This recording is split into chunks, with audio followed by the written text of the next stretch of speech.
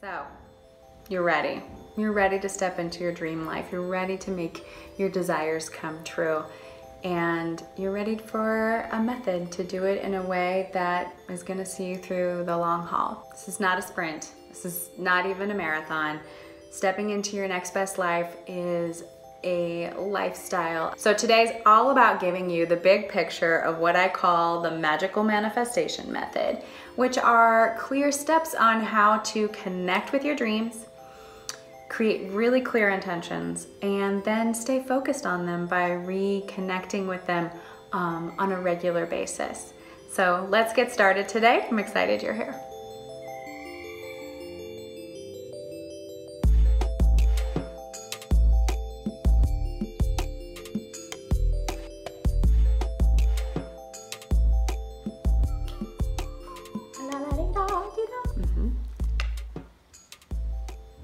Using this system, the magical manifestation method, for myself, I have created an amazing cross-country move, moving from California to New York with my whole family. I've also used this method to help me transition in a really easy and enjoyable way into a plant-based diet. I've also used this method to step into this work as both a light worker and as a tarot reader. I've also transformed my relationships with my family and with my husband, really by staying so intentional and clear about what I want out of those relationships. I'm really excited you're here, and I'm so glad you are also ready to learn a method that's gonna just change your life. So to get started, I really need to connect you with the idea of the Feng Shui Bagua.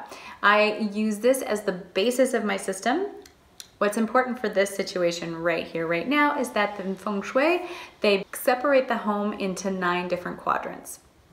What I like about that for me is that it breaks up your life into 9 different quadrants, 9 different areas. So using those 9 different quadrants, I created the system to do some reflection, also some brainstorming around what to do in life. So here are the 9 different quadrants. Really quick major overview. There'll be more in a later video. Guidance, which has to do with helpful people and travel. Mission is connected to your life path, your career. What are you out here in life to do? Knowledge, the things you want to know. Creativity, self-explanatory. Well-being, your health. Family, also close-knit friends, chosen family as well as blood family. Love, your intimate relationships. Radiance is how you are seen in the world. Fame, reputation, how other people perceive you. And abundance, so the prosperity in your life. What does that mean for you? What do you want to cultivate? I first started off with reflection. And when doing reflection, the idea is to stay connected to your wins. You're celebrating what you have in your life. What are you feeling good about? And this is to really keep your vibration high so that when you start making plans or ideas about the future, that you're coming from a filled up place and not a wanting place. Not only do I make little hearts about what I'm doing really well, but I also take note of things that I am calling forth. And maybe less in a wanting way, like, why don't I have this in my life? But more of like, I'm ready to call this in. I'm excited to cultivate this in my life. From the reflection, then I move on to ideation, which is a fancy word for brainstorming. Ideas, ideas, ideas. Writing down anything you could possibly want for those different areas of your life. All the different things that come up. This really just becomes packed full. There are no wrong answers here, and the more you write, the more will come out on the paper. After ideation comes the intention setting process, and this is really about taking all those big ideas that are in the ideation process and boiling them down to 3 to 5 that are most significant to you. And then I create a keyword or a key concept for each quadrant, and I do that because I can remember 9 keywords, triggers to then remembering all the other things that I want in that area in my life. Those things become like umbrella words, or essentially like the feeling of how I am in that area of my life when I'm living my dream life. And I've created a worksheet for all of these things. There'll be a link for this down below. And I put them in my bullet journal. This is my happy place. I love my bullet journal. And you can see I've taken my intentions and I have my key concepts or my keywords for each area, and they're highlighted up at the top. And then I also created a vision board. Totally mined my Pinterest board and made a 3x3 grid of the different intentions, helping me get a greater feel of what does that look like? What does that feel like? I also put this on my computer desktop so that I'm regularly referring to it. And once I've created big picture goals, I then break it down into seasonal goals.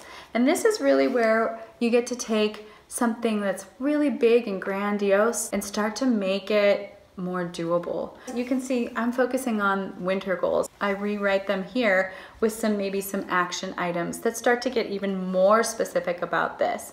And it just allows me to think, you know, that's right. I don't have to do all of this at once. This is the big journey, and then I can work on it over time. So if you're liking this video, please give it a thumbs up down below. And if you are digging this system, write magical in the comments. I mean, isn't this sound amazing? This way of like connecting with your dreams through reflection and allowing your brainstorming, and then breaking it down to some more actionable items, starting to focus on seasons. So if you're digging it, write magical.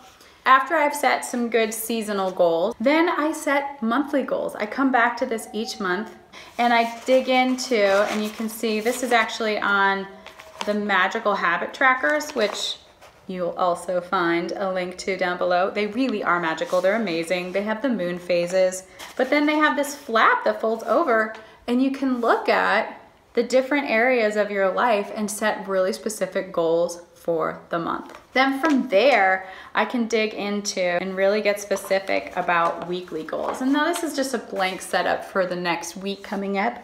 And over here in this week, I'll list the goals that from my monthly goals, which are connected to my seasonal goals, which are connected to my annual intentions. This just allows me on a weekly basis to connect with the dream. From here, in these little boxes here, I incorporate it into my weekly bullet journal, are the initials for the different quadrants. And this is a reflection place because it's not enough, I think, to just blindly move forward with these intentions. You have to connect with how it feels in your body. How is it manifesting in your life? If you're not really crazy about, you know, putting it into your bullet journal or something, or that's a bullet journal isn't your jam, there is a reflection sheet in link down below. But what I try to do, and I'm not gonna beat myself up if I don't do it, but to connect with those goals as often as I can on a daily basis. And I allow myself to really just speak from the moment on a scale of 1 to 10, how guided do I feel? How am I feeling about the knowledge in my life, my family? And even in this, I don't refer back to my big intentions. I just go from my feeling place, because if I get to the end of the week and this is my end of the week place, and you'll see on the reflection sheet, there's space for that. If I notice that I am really low in a certain area, I realize that the work that I've been doing on that is not the work that's the best for me at this time. And either I need to focus on a different area of my intentions, or I need to readjust the goals and intentions that I've set. I also leave space at the end of the week to say, okay, what was my big insight here for the week? What did I learn? Once I get to my weekly reflection, I will also do a monthly reflection. You know, I come back to my monthly calendar, and at the end I have space for reflecting on those different areas, what I've learned, and actions I'm excited to take forward into the next month. When I'm setting my goals for my next month, I'll use that reflection from the previous month when I go back to my seasonal goals. And this is when I really start to think, okay, where do I need to focus?